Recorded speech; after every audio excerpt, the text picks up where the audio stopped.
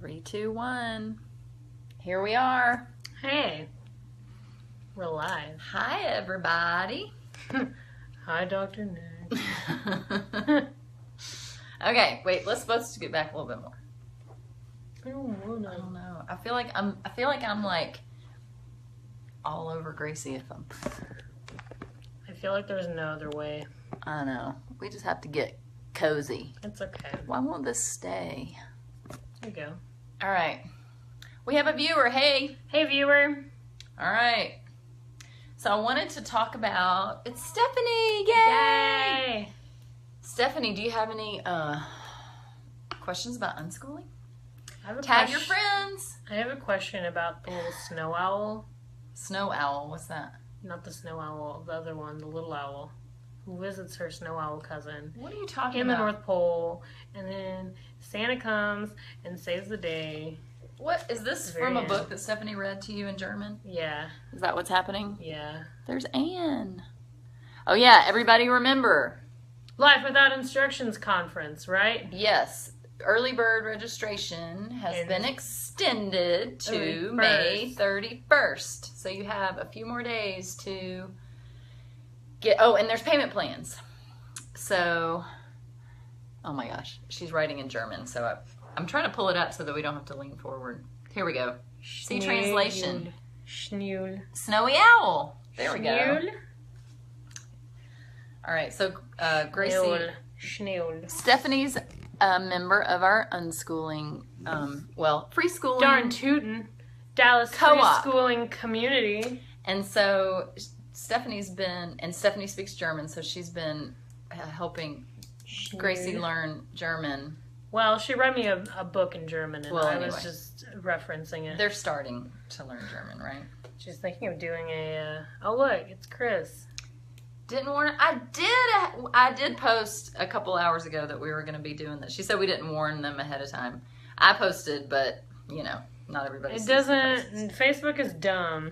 Yeah, it doesn't show. You have to pay for people to see your posts, which really sucks. That's some lame. So anyway, we did. Yeah, we posted a couple hours ago that we were going to be doing this at 2, but you know how that goes. But yay! So we got some people here. People, give us questions. That's right. So before we start in with questions, there's Chris. Hey, Chris. Shout out to Chris. Yep. That's why he joins. So we can shout out to him. 10 people are watching. Okay, so I don't know why that doesn't show on my computer. That only shows on my phone how many people are watching, but that's okay. All right, so this thing keeps scooching down a little bit. I'm kind of pissed about the video. We need a selfie stick. Okay, so yay, everybody. Thanks for tuning in. Last time we did unschooling with home education with extra needs kids, and I saw a little part of it today, and I was thinking that there was something I forgot. So we talked about labels, and I wanted to just mention,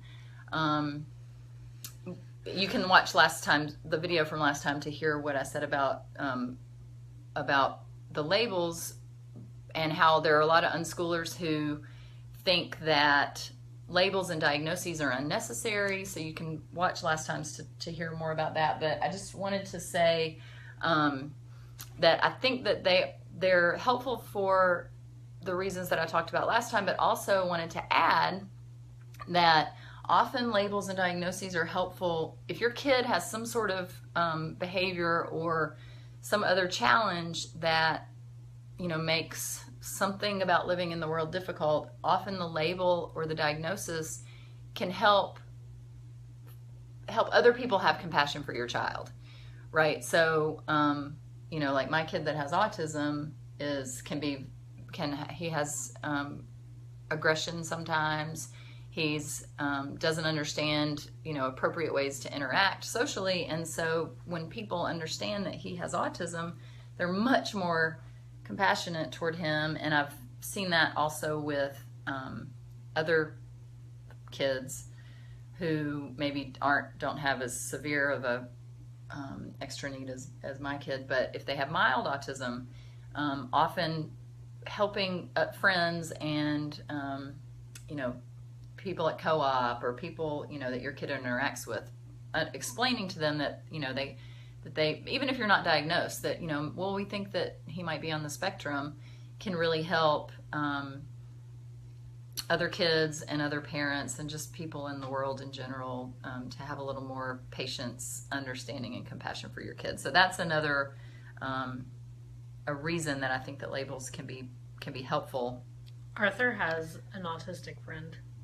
Yeah, is that kind of new? Yeah. Did that just apparently? I haven't seen Arthur for a while. And they have, believe it or not, they have an autistic character on Sesame Street now. Yeah.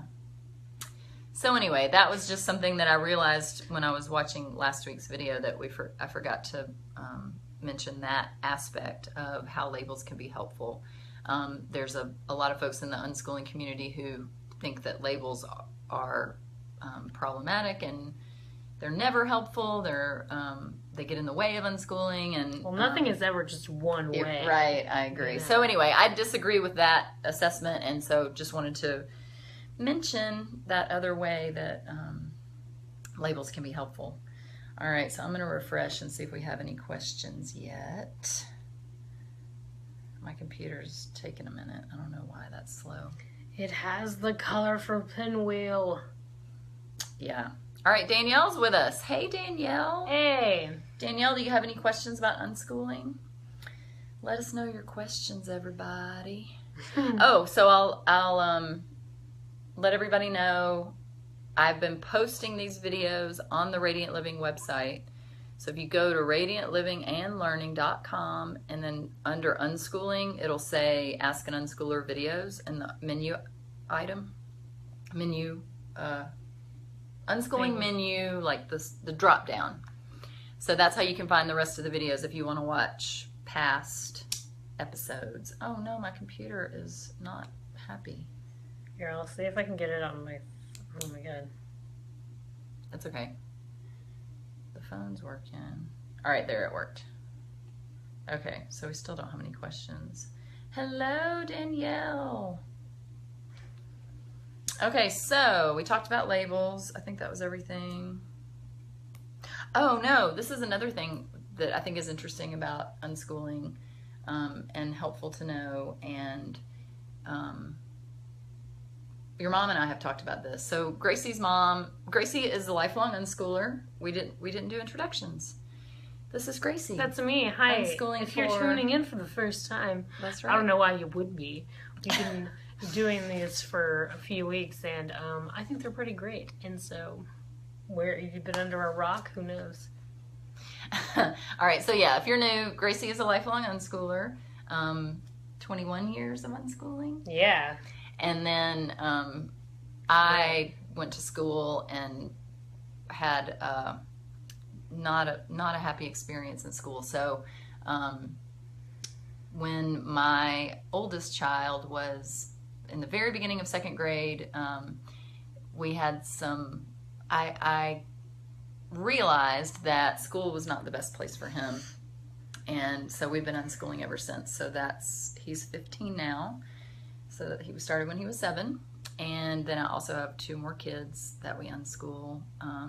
Tristan is 9, almost 9, and he has severe autism. And then Juliana is 6. So she's just beginning to learn to read. Well, not beginning. She's been learning to read and write for a while. She's been interested in writing and letters. She knows my name begins with a G. Yeah. She brought me a little G gem thing. She's like, G for Gracie. That's right. Like, yeah. So Juliana is... To answer your question, Chris, you don't. How do you learn after you graduate college? How do you graduate from Basically, you unschool the rest of your life. That's right. You're all once an unschooler, always an unschooler.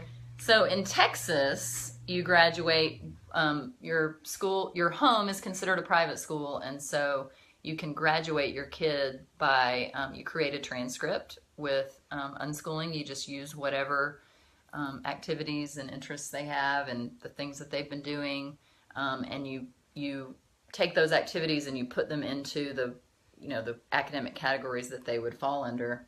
At your discretion. Right. And you don't even have to justify it or anything. You just write when you write. You just I haven't done it yet, but your mom did it, and that you just write what you go. Oh well, they did this, and it's at your discretion whether you think. Because the parent is the teacher and the principal of the school, of your private school. Prom can get weird. So anyway, you never graduate from unschooling, but if you want to graduate from high school in, your private, in your homeschool situation, you can, that's how you do it in Texas. Every state is different, so you should join the unschooling, the local unschooling group, either your statewide group, your province-wide group if you're in Canada, or, Canada. I don't know about the laws in UK and other places. But, I know the UK laws are like kind of similar to US laws. Oh, are they? I know that a little bit, but I haven't. I researched it one day because I was really interested in like which countries had unschoolers in them and which ones were like still illegal to homeschool and which ones were. As far as I know, Germany is the only one where it's illegal to homeschool, but there might be another one. Probably like Sweden or Finland. I could see that, but they also have exceptional schools, so it's kind of like makes up for it. Maybe. I don't know. All right, we got a couple of questions. So, Kayla says, I hear lots of colleges are really into home-educated peeps now, if college is your thing. That's true. It's most admissions folks have realized that homeschooled students are They excel. they're much more self-sufficient, they're much more self-motivated, self-directed.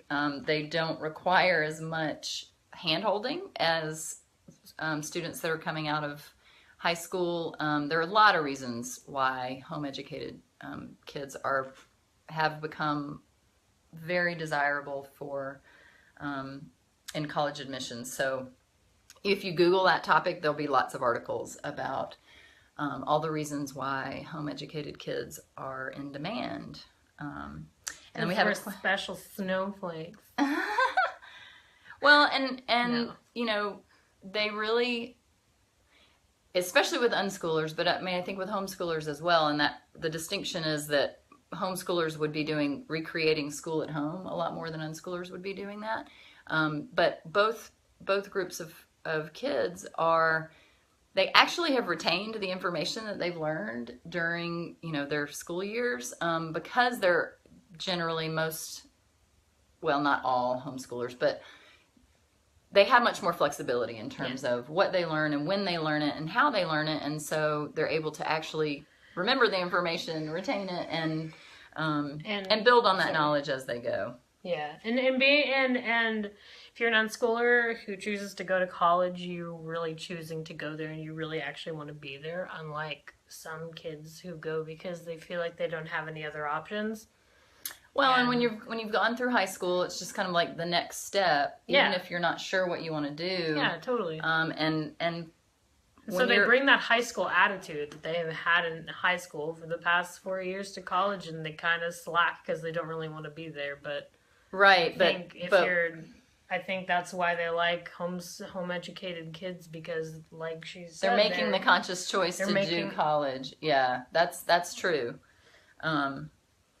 Okay, so I want to do some of these questions before they go down too far. So Daniel asked about labels and are they helpful in self-educating. You can watch last time's episode. It's number 3, I believe. And I'll put a link in the comments. But if you go to radiantlivingandlearning.com and then under unschooling, there are the Ask an Unschooler videos. So look at last time. You can hear more about labels. The answer is yes. I think that they're helpful because they give us more information. If you have a certain diagnosis, or you suspect, even if you just suspect a certain diagnosis, you can use that information to find, accommodations and ways to support a kid that's doing self-directed learning. Okay, so Chris says, how do you get into college when you've been unschooled? So we just talked about creating the transcript. So in Texas, the parents create the transcript based on the things that they've been doing during their high school years. And then you can also go through the community college route. A lot of home educators do that, where they'll do a dual credit program. But mostly you just apply, you know? I'm sorry. I was going to say, you can apply as just like a regular graduated from high school student, or you can do what I did a little bit of dual credit. Like she said, you just have to take the AccuPlacer. Then you get your associates at community college. What's the AccuPlacer? Oh, the AccuPlacer is the placement test. Sorry. In Texas, at least. It's a placement test for community college where you need to be able to get into college math. Did you study up for that, or did you just take it? I didn't. So you can if you want to. Some people will kind of brush up on schoolish math. But then again, I didn't really care. I kind of went because I felt like it was my only option. So, because, I come from a family where everybody goes to college. And so I was like, this is the only option I have. And it's going to be miserable, Gracie, but you have to for whatever reason. So you just talked about how homeschoolers choose college consciously. Exactly. So but didn't do that. See, I just meant generally. That's why. I think that is a general trend. But I chose it because I had a lot of anxiety, and I felt a lot of pressure to go because of the fact that, I don't know why, but I think my dad also kind of forced me a little because he was not in the same place he is now. And it was his very anxiety and his worries that were pushing you to do something. And and then the thing is if you fail one or two, there's reading comprehension, writing, and math on the test. There are 3 different things. If you fail 2 of them, you can still be admitted into community college, but you have to take developmental whatever math or English class or English, and you have to pass a certain amount of those classes to be able to get into the college courses, and you have to pass a certain amount of those to get your associate's degree. And then, even if you don't have your associate's degree, you can take, there's a certain amount of credit hours, at least in Texas. This is all I know is information in Texas. I think you have to have, I want to say like 30 or 36 credit hours, maybe 30. I think it's 30 because 60 is a bachelor's. That's okay. They can look that stuff up. It doesn't matter. But there's a certain amount of credits you can have to transfer. And then you can just transfer to your university if you want. Right. So that is a common way that home educated kids will kind of get into college, is through that community college route, which is, that's the way my brother did it. Yeah. He just graduated. It's pretty easy because you just take the test and then they place you in whatever level you need to be in. So you just kind of start wherever you are. Okay, Gracie's dad still had some deschooling to do. Yes. My dad still does. That's what I was. Thank you, Caleb, for pointing that out, because when she said that, I wanted to mention that for unschooling to be successful, the most important thing is for the parents to deschool. And there's 2 different kind of definitions of deschooling on the Radiant Living website. There's a deschooling link under the unschooling menu item if you want to read about that. But basically, there's the period of deschooling that everybody will do after taking their kids out of school.